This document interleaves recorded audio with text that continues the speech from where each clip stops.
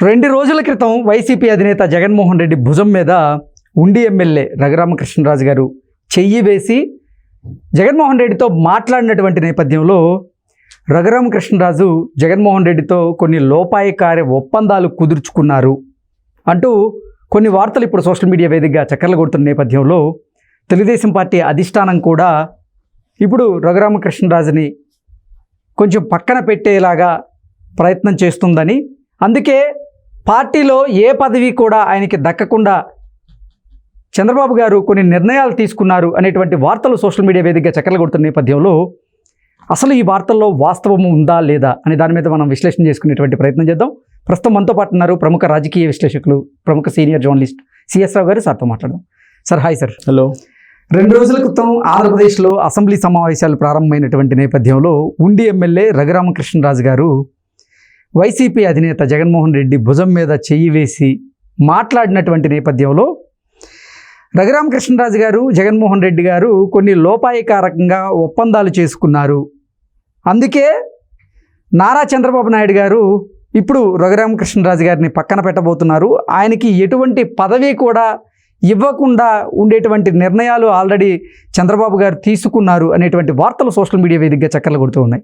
ఆ వార్తల్లో వాస్తవం ఉందంటారు? అసలు నన్ను అడిగితే నాకు తెలిసినంత వరకు ఆ వార్తల్లో నిజం లేదని అనిపిస్తుంది నాకు తెలిసినంత వరకు. ఎందుకంటే రాబోయేటువంటి రోజుల్లో సమీప భవిష్యత్తులోనే రఘురామకృష్ణరాజు గారికి ఒక కీలకమైనటువంటి పదవిని ఇవ్వడానికి చంద్రబాబు నాయుడు సిద్ధపడుతూ ఉన్నారు. ఓకే, ఆ మేరకు ప్రయత్నాలు జరుగుతున్నాయి. ఆ మేరకు ప్రక్రియ కూడా కొనసాగుతుంది అనేది తెలుగుదేశం పార్టీ కీలక వర్గాల నుంచి అందుతున్నటువంటి సమాచారం. ఓకే, ఎందుకనంటే ఎవరిని మర్చిపోకపోయినా రఘురామకృష్ణరాజు గారిని చంద్రబాబు నాయుడు గారు మర్చిపోరు. కారణం ఏంటంటే ఆయన చేసినటువంటి పోరాటం ఏదైతే ఉందో ఆ పోరాటాన్ని తెలుగు ప్రజలు ఎవరు మర్చిపోలేరు. ఎగ్జాక్ట్లీ, ఎస్పెషల్లీ చంద్రబాబు నాయుడు అసలు మర్చిపోలేరు. అందుకే మంగళవారం రోజు అసెంబ్లీ సాక్షిగా అసెంబ్లీలో రఘురామకృష్ణరాజు గారిని హింస పెట్టారు అని చెప్పి చంద్రబాబు నాయుడు ప్రస్తావించారు ఆయన ప్రసంగంలో. అవును, ఆయన గవర్నర్ ప్రసంగానికి ధన్యవాదాలు తెలిపేటువంటి క్రమంలో ఆయన ప్రసంగిస్తూ రఘురామకృష్ణరాజు గారిని ఏ విధంగా జగన్మోహన్ రెడ్డి ప్రభుత్వం ఇబ్బంది పెట్టింది, ఏ విధంగా హింసించింది, ఏ విధంగా చిత్తకొట్టింది అనేటువంటి విషయాన్ని చంద్రబాబు నాయుడు అసెంబ్లీ సాక్షిలో ప్రస్తావించారు. అంటే దాని అర్థం రఘురామకృష్ణరాజుని పక్కన పెట్టినట్ట.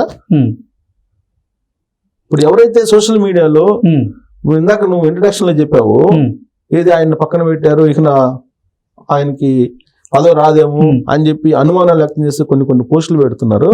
వాళ్ళందరికీ చంపపెట్టు చంద్రబాబు నాయుడు అసెంబ్లీ సాక్షికి ఇచ్చినటువంటి స్పీచ్. అంటే వాళ్ళు అడుగుతున్నటువంటి ప్రశ్నలు ఏంటంటే, రఘురామకృష్ణరాజు గారిని జగన్మోహన్ రెడ్డి అధికారాన్ని అడ్డం పెట్టుకొని ఆయన మీద 3rd డిగ్రీ ప్రయోగించినప్పటికీ రఘురామకృష్ణరాజు గారు జగన్మోహన్ రెడ్డి దగ్గరికి వెళ్ళి ఆయన భుజాన చేసి ఆయనతో మాట్లాడాల్సిన అవసరం ఏమొచ్చింది అంటూ కొంతమంది ప్రశ్నిస్తున్నారు.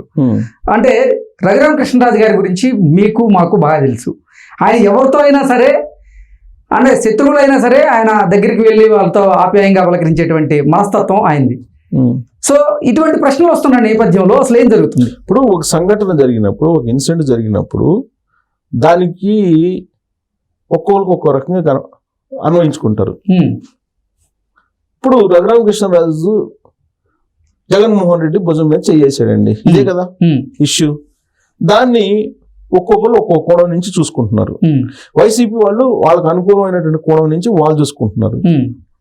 తెలుగుదేశం పార్టీలో ఉన్నటువంటి వాళ్ళు లేదా రఘురామకృష్ణరాజుకి కీలక పదవి ఇస్తే తమ ఉనికి ఏమన్నా పోతుందేమో, లేదా తమకు రావాల్సినటువంటి పదవి ఏమన్నా పోతుందేమో అనుకునేటువంటి వాళ్ళు ఉంటారు కదా, వాళ్ళు ఇంకో కోణం నుంచి ఆలోచించవచ్చు ఆ సంఘటనని.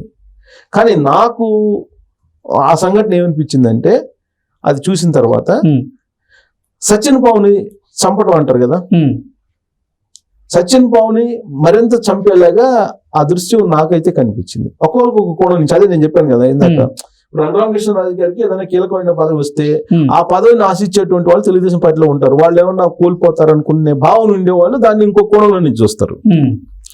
వైఎస్ఆర్ కాంగ్రెస్ పార్టీ వాళ్ళు మరో కోణం నుంచి చూస్తారు. ఇది జగన్మోహన్ రెడ్డి తోటి కలిసిపోయాడు, జగన్మోహన్ రెడ్డి తో కలిసి నడవడానికి సిద్ధపడ్డాడు రఘురామకృష్ణరాజు అని చెప్పి వాళ్ళు అనుకోవచ్చు. రఘురామకృష్ణరాజు గారు మాస్ ర్యాగింగ్ చేసేందుకే జగన్మోహన్ రెడ్డి దగ్గరికి వెళ్ళారు, ఆయన భుజాన్ని చేశారు, ఆయనతో గుసగుసలాడారు అనేటువంటి వార్తలు కూడా వస్తున్నాయి. నా ఒపీనియన్ కూడా అదే. ఇప్పుడు నేను చెప్తుంది నాకు అంటే ఒక సీనియర్ జర్నలిస్ట్ గా 26 సంవత్సరాల ఫీల్డ్ లో ఉన్నటువంటి నాకు అనిపించినటువంటి అభిప్రాయం ఏంటంటే ఆ సంఘటన మీద సచిన్ పవన్ చంపడం, మాస్ ర్యాగింగ్ చేయటం. ఇప్పుడు ఎగ్జాంపుల్ చెప్తా. సరే, ఈ ఇన్సిడెంట్ అలా ఉంది.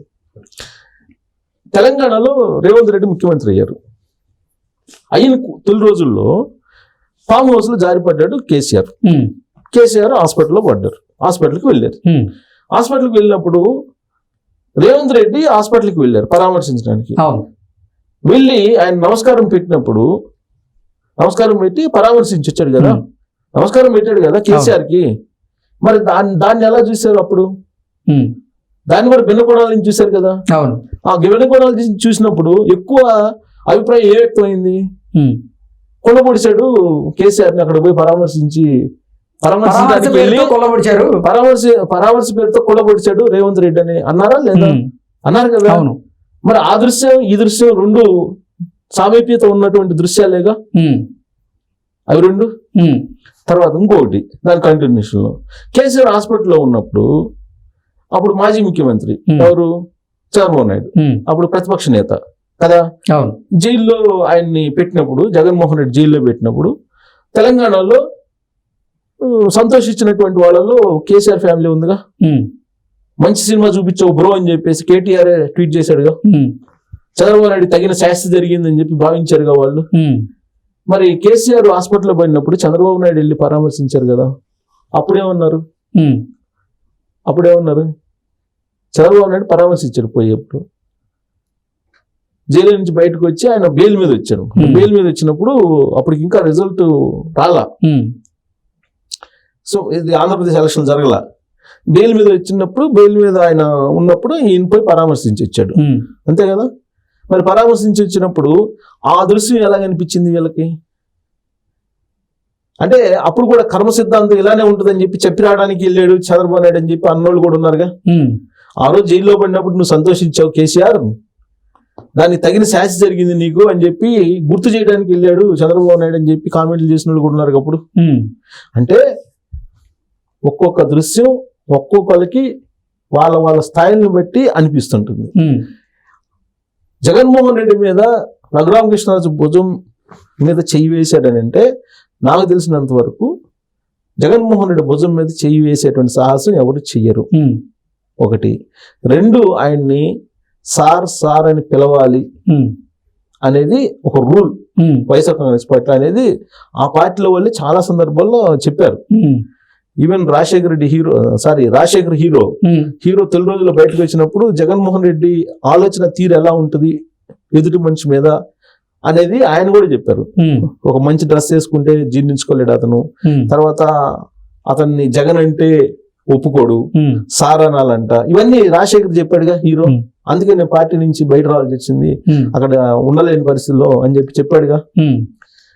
అదే ఆల్మోస్ట్ వైఎస్ఆర్ కాంగ్రెస్ పార్టీ వాళ్ళు చాలా మంది చెప్పారుగా. అలాంటి జగన్ ని ఏం జగన్ అని చెప్పి భుజం మీద చేసానంటే అది ఆ దృశ్యం జగన్మోహన్ రెడ్డికి ఒక రకంగా ర్యాగింగేగా, మాస్ ర్యాగింగ్ కదా అది. జగన్మోహన్ రెడ్డి మైండ్ బ్లాక్ అయి ఉంటుంది ఆ టైంలో, మైండ్ బ్లాక్ అయి ఉంటుంది. అదేదో సినిమాలో మహేష్ బాబు బ్రహ్మానందాన్ని కొడితే దిమ్మ తిరిగి మైండ్ బ్లాక్ అయితే ఎవరు కొడితే మైండ్ బ్లాక్ అవుతుంది అని చెప్పేసి కొడితే కింద పడతాడు కదా. అంత స్థాయిలో ఆ దృశ్యం నాకైతే కనిపించింది. జగన్ అనే అతన్ని భుజం మీద చేసి ఏం జగన్ రోజు అసెంబ్లీకి అసెంబ్లీ రాకుండా ఉండవాకు అని చెప్పారని అంటే ఖచ్చితంగా వస్తాను రోజు అని చెప్పి ఆయన రిప్లై ఇవ్వటం. అంటే ఆ షాకులో నుంచి రావడానికే టైం పట్టింది జగన్ కి. ఒక్కసారిగా షాక్ గురై ఉంటాడు అతను. ఇప్పుడు ఓడిపోయినటువంటి వ్యక్తి అండి అతను. సుదీర్ఘమైనటువంటి పోరాటం చేసి చిత్త కొట్టించుకొని ఆయన గవర్నమెంట్ లో గెలిచినటువంటి 666 భుజమే చేశాడంటే దాని అర్థం ఏంటి? రఘురామకృష్ణరాజు గారి భాషలో చెప్పాలంటే, అరే నువ్వు ఎన్ని చేసినా గానీ నాదే పై చేయరా అని చెప్పినట్టు. అంతేగా, నీకు తగిన శాస్తి జరిగింది అని చెప్పినట్టు ఇండైరెక్ట్ గా. సో ఒక రకంగా అది ఏంటంటే జగన్మోహన్ రెడ్డికి ఒక షాకు. రఘురామకృష్ణరాజు గారు తన ఆధిపత్యాన్ని లేదంటే తన విజయాన్ని జగన్కే చెప్పి, ఇట్లాంటి చెత్త పనులు చేయమాకు ఇప్పుడు, చేస్తే నీ కర్మ ఎట్టే ఉంటుందని చెప్పకుండానే చెప్పినట్టు ఆ దృశ్యం ఒకటి. రెండు ఏంటంటే, నువ్వు అసెంబ్లీకి రాకుండా మానుకోమాక అని చెప్పారని అంటే దాని అర్థం ఏంటి? అసెంబ్లీకి మానుకుంటాడు ఆయన రాడని కదా. కానీ అతను రావాలి, వచ్చి అతను చేసినటువంటి అక్రమాలు, అవినీతి వాటన్నిటికి సమాధానం చెప్పాలి. కాబట్టి అతను రావాలి అని చెప్పేసి ముందే ఫిక్స్ చేశాడు. జగన్ ని ఫిక్స్ చేసాడు, శాశ్వతంగా ఫిక్స్ చేసేసాడు. ఇప్పుడు కేసీఆర్ కూడా అసెంబ్లీకి పోవట్లేదు తెలంగాణలో. రేవంత్ రెడ్డి మొదటి నుంచి నువ్వు రా అంటున్నారు కదా. వచ్చితే కదా సమాధానం. ఇప్పుడు ఎవరైతే తప్పులు చేశారో వాళ్ళు చెప్పాలి కదా సమాధానం. ఇక్కడ రేవంత్ రెడ్డి ఏ విధంగా అయితే కేసీఆర్ ని ఫిక్స్ చేస్తున్నాడో అసెంబ్లీకి రమ్మని చెప్పి, సేమ్ రఘురామకృష్ణరాజు ఫిక్స్ చేశాడు జగన్మోహన్ రెడ్డిని. ఓకే, నేను వస్తానని చెప్పాడు కదా. మళ్ళీ ఒకవేళ రాకపోతే కనుక ఇదే రఘురామకృష్ణరాజు మళ్ళీ సోషల్ మీడియా వస్తానన్నావు, నాకు ఆ రోజు వస్తానని చెప్పావు, నువ్వు రమ్మన్నాను, ఓకే వస్తాను, పోరాడతాను అన్నావు, మరి ఏంది ఎందుకు రాలేదని చెప్పి ఈయన క్వశ్చన్ చేస్తాడు. సో కాబట్టి ఆ దృశ్యం నాకైతే అలా కనిపించింది. బట్ కొంతమంది ఏంటంటే ఆయనకి ఏదో తెలుగుదేశం పార్టీ మీద యాంటీగా ఏదో వాయిస్ వినిపించడానికి రెడీ అయ్యాడు, మొదటి అనుకో రెడీ అయిపోతుంది, ఏదేదో గతంలో ఉంది. బట్ అదేం ఉండదు.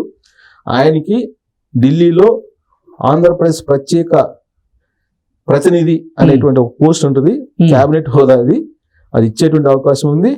ఢిల్లీలో ఆయన సేవలను చంద్రబాబు నాయుడు ఉపయోగించుకోవడానికి గ్రౌండ్ ప్రిపేర్ చేస్తున్నారు అనేది తెలుగుదేశం పార్టీ వర్గాల నుంచి నాకు తెలుస్తున్నటువంటి సమాచారం. ఓకే, రఘురామకృష్ణరాజు గారిని వదులుకునే పరిస్థితి కానీ, ఆయనకి తగిన గౌరవం ఇవ్వకూడదని కానీ చంద్రబాబు నాయుడికి ఉండే అవకాశం లేదు అనేది నాకు ఆ దగ్గర కోటరీ నుంచి వినిపిస్తున్నటువంటి మాట. సరే, దాని మీద భిన్నాభిప్రాయాలు ఉండొచ్చు కొంతమందికి. నేను ఇందాక చెప్పా, కొంతమంది ఇప్పుడు ఆ పోస్ట్ ని ఆశించేటువంటి వాళ్ళు ఉన్నారు. ఇప్పుడు ఏదైతే ఆంధ్రప్రదేశ్ ప్రత్యేక ప్రతినిధి పోస్ట్ ఏదైతే ఉందో ఢిల్లీలో, అది ఆశించే వాళ్ళు ఉన్నారు. వాళ్ళు వేరే విధంగా తీసుకోవచ్చు. కానీ ఆయనకున్నటువంటి పరిచయాలు ఢిల్లీలో త్రిపులార్కి, తర్వాత ఆయన లైజనింగ్ చేయటం కానీ, లేదంటే ప్రభుత్వానికి కేంద్ర ప్రభుత్వానికి రాష్ట్ర ప్రభుత్వానికి మధ్య సంబంధాలను మెరుగుపరచడానికి కానీ, వాటన్నిటికి కూడా ఆయన నేచర్ కానీ, ఆయనకు ఉన్నటువంటి రిలేషన్స్ కానీ ఖచ్చితంగా అవి ఉపయోగపడతాయి రాష్ట్రానికి, రాష్ట్ర ప్రయోజనాలకి. బహుశా ఆ కోణం నుంచి ఉపయోగించుకోవడానికి చంద్రబాబు నాయుడు గ్రౌండ్ అయితే ప్రిపేర్ చేస్తున్నారు అనేది తెలుస్తుంది. దానికి మిగతా వాళ్ళు కూడా ఆమోదయోగ్యంగా ఉన్నారు అనేది కూడా తెలుస్తుంది. అంటే మరి మనకి ఇప్పుడు కూటమి ఉంది, కూటమి అందరూ అంగీకరించాలి కదా. సో కూటమి కూడా ఏకగ్రీవంగా ఆయన పేరుని అంగీకరిస్తుంది ఆ పదవికి అనేది కూడా తెలుస్తుంది. సో కాబట్టి వీళ్ళు ఎవరైతే ఈ దృశ్యాన్ని అడ్డుపెట్టుకొని ఆయనకి ఇంకా అయిపోయింది ఆయన పని, ఆయన ఇంకా చంద్రబాబుకి వ్యతిరేకంగా మాడతారు, ఎవరైతే అనుకుని పోస్టులు పెడుతున్నారో వాళ్ళ కోరిక అయితే నెరవేరదని నేను అనుకుంటున్నా. బహుశా అది వైఎస్ఆర్ కాంగ్రెస్ పార్టీ వాళ్ళు ఏంటంటే అలా జరిగితే బాగుంటది అని చెప్పి కోరుకొని ఉండొచ్చు వాళ్ళు. వాళ్ళ సోషల్ మీడియాలో ఆ విధంగా పోస్టులు పెట్టి ఉండొచ్చు. బట్ అది నెరవేరదని నేనైతే అనుకుంటున్నా. Okay sir, thank you so much. Thank you.